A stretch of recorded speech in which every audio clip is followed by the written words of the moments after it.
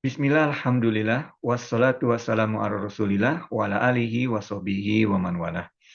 Ibu-ibu, bapak-bapak, dan adik-adik pengajian KGRI yang dirahmati Allah, Assalamualaikum warahmatullahi wabarakatuh.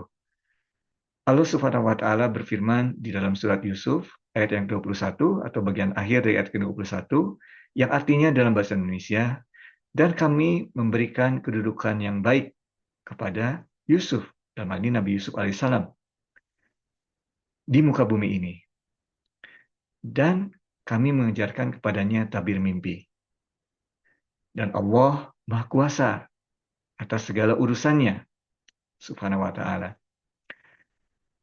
Namun, sebagian besar dari manusia tidak mengetahuinya. Maha benar Allah dengan segala firman-Nya. Nah, ibu-ibu, bapak-bapak, dan adik-adik pengajian KGRI Mati Allah telah sampai kita kepada juz yang ke-12 surat Yusuf. Surat yang disebutkan dalam Al-Quran sebagai kisah yang terbaik atau berisi kisah yang terbaik. Nah, surat Yusuf banyak yang dapat kita ambil manfaatnya. Pertama, yang sampai kepada benak kita adalah tawakal. Dan mungkin kita dalam kesempatan ini hanya membahas satu saja ya, tawakal. Nah, kita ketahui bahwa surat atau Nabi Yusuf alaihissalam dilemparkan oleh kakaknya ke sumur yang dalam. Karena kakaknya cemburu. Nah, sepertinya itu, atau menurut penilaian kita manusia, tentunya ini adalah hal yang buruk. Tetapi Allah mengetahui dan berkuasa atas segala urusannya. Allah memberikan plan atau rencana yang baik bagi Nabi Yusuf. Terjerumus atau terlempar dalam sumur yang dalam, tapi masih ada yang mengangkat karavan secara tidak sengaja. Kemudian dijual di tanah Mesir sebagai budak dengan harga murah. Tetapi yang membelinya seorang pejabat di Mesir, seorang menteri keuangan menurut para ulama, ya, seorang aziz, dan hidup nyaman. Jadi up and down, ya, kehidupan kita selalu up and down, seperti Nabi Yusuf juga, down in the well, kemudian hidup nyaman di rumah pejabat di Mesir. Tapi ada cobaan berikutnya. Nabi Yusuf sangat tampan, tapi ketampanannya justru yang memberikan cobaan kepadanya. Dan ketampanannya itu, cobaan berikutnya adalah Nabi Yusuf dijebloskan ke penjara secara tidak adil. Dan menurut para ulama, di penjara selama belasan tahun. Ya. Tetapi di dalam penjara secara tidak sengaja, Nabi Yusuf, karena mungkin uh, wataknya dan perangainya baik, ada yang mendekati, kemudian meminta diinterpretasikan mimpinya. Dan Nabi Yusuf menginterpretasikan mimpinya. Setelah selang bertahun-tahun,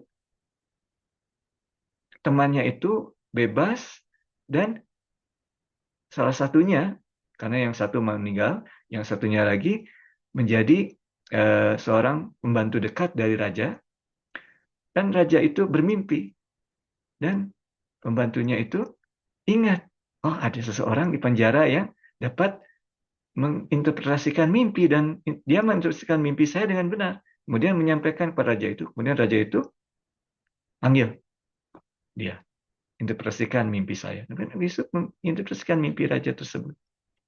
Dan ternyata dengan kemampuannya tersebut dan dengan berbagai kejadian yang terjadi setelah itu, ya kita pada singkatnya saja, Nabi Yusuf dibebaskan dari penjara dan diberikan kedudukan yang tinggi sebagai treasurer atau menteri keuangan, dan disebut juga aziz seperti majikannya yang dulu. Jadi kita lihat tadi, down in the well, kemudian hidup nyaman, kemudian masuk penjara, kemudian sekarang keluar dari penjara dan bahkan menjadi pejabat di Mesir, treasurer. Allah Maha Kuasa. Ya.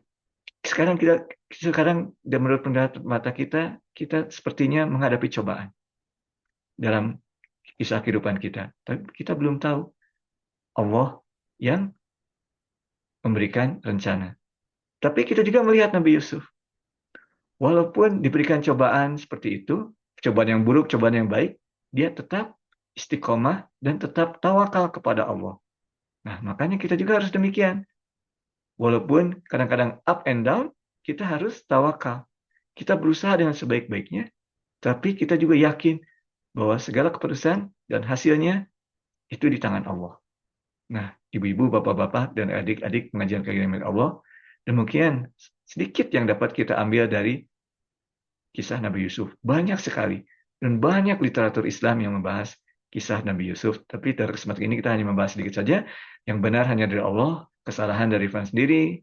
Mohon maaf atas segala kesalahan tersebut. Wabillahi taufiq wal hidayah. Assalamualaikum warahmatullahi wabarakatuh.